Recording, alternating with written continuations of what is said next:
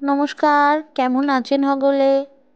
We are ওয়েলকামে সকলরে স্বাগত। গতদিন রেস্টুরেন্টে গিয়া লাগানো কাস্টার্ড খাইছিলাম। আপনাকে সবার নিশ্চয়ই মনে আছে।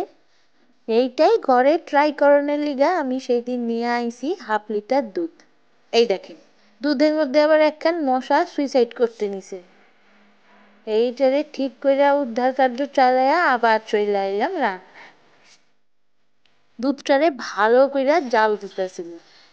জাল দিতে দিতে হঠাৎ মনে পড়ে গেল যে কাশ্মীর থেকে আনা কিছু কেশর আছে আমার কাছে।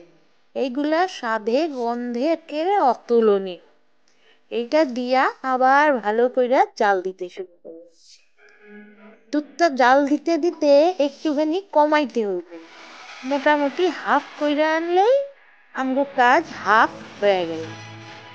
জাল দিতে দিতে অনেকক্ষণ বাদে ওইটা যখন ক্রিমি টেক্সচার চলে আইব তখন আপনাকে মিশাইতে হইব চিনি।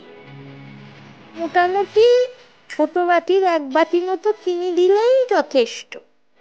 চিনিটা দিয়া আবার ভালো করে আপনাকে নাড়াইতে হইব, একেবারে যেন তলায় লাইগা না যায়। কারণ দুধটা যদি তলায় লাইগা যায় তাইলেই গন্ধটা একেবারে মেছাকার হয়ে যাব। তার থেকে ভালো একটু সময় নিয়ে ধিমে আছে দুধটারে ভালো কইরা জাল দেয়। জাল দিতে দিতে একটা সুন্দর আপনারা গন্ধ পাইবেন। একেবারে দুধ আর ওই কেশরের একটা মিলিত গন্ধ, একেবারে মন একেবারে ভালো হয়ে যাব, এত সুন্দর গন্ধ। যাই হোক, গন্ধ গন্ধ সুইটা নিয়ে তারপর আমি আবার দুধটারে কমাইতেছিলাম আর বাড়াইতেছিলাম।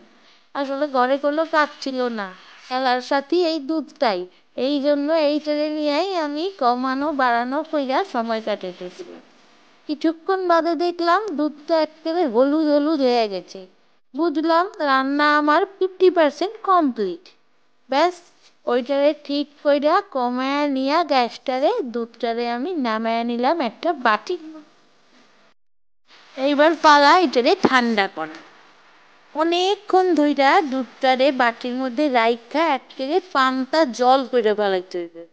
এরপর নেক্সট এই স্টেপে আপনি একখান ডিম নিবেন। ডিমটারে কুসুম সমেত ভালো কইরা ঘুটা দিবেন। ঘুটে ঘুটে একেবারে মিক্সচার বানায়া ওইটারে মিশিয়ে দিবেন দুধের মধ্যে। দিয়া দুধটারে আবার ভালো কইরা নাড়াইবেন। দেখবেন যাতে দুধ একটুও উষ্ণও না থাকে। ভালো কইরা মিশানোর পর দিয়া দিবেন বুইনা 3 থেকে 4 ফোঁটা ভ্যানিলা এসেন্স। এই ফ্লাইং বার্ডের ভ্যানিলা এসেন্সটা আমার ভীষণই প্রিয়।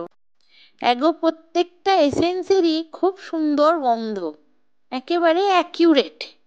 যাই হোক, মিশিয়ে নিলাম। মিশানোর পর নিয়ে নিলাম একখান সিলভার ফয়েল। এই ফয়েলগুলো হইল গিয়া যেইটা আমরা ট্রেনে কইরা ঘুরতে গেলে আলুর দম আর লুচি নিয়ে যাই, ওই ফয়েল। সিলভার ফয়েল না অ্যালুমিনিয়াম ফয়েল কি একটা জানি কয়। এইটা নিয়া এইবার এসে গেছে আমার শো স্টপার এয়ার ফ্রায়ার। এইটার মধ্যে ঢুকে দিলাম। তবে এবার আপনারা ভাববেন এয়ার ফ্রায়ার না থাকলে আমি কি করব? আর না থাকাটাই স্বাভাবিক। না থাকলে কোনো সমস্যা নাই, কড়াইয়ে জল দিবেন, তার মধ্যে একটা স্ট্যান্ড দিয়া এই বাটিটা বসাইয়া দিবেন। তবে তখন চাইলে আপনারা স্টিলের বাটিও বসাইতে পারেন, কোনো অসুবিধা নেই। বসাইয়া 20-25 মিনিট রাখলেই একই রকম জিনিস তৈরি হয়ে যাবে। যাই হোক, এবার পালা আমার এয়ার ফ্রায়ার খোলনের।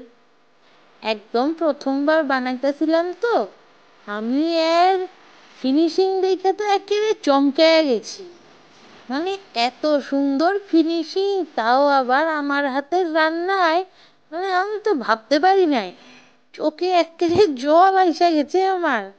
যাই হোক, চোখ চোখ মুইচ্ছা তারপরে এই হইল গিয়া আসল লাগানো কাস্টার্ড, ওরফে আমগো ভাষায় যারে কয় পুডিং।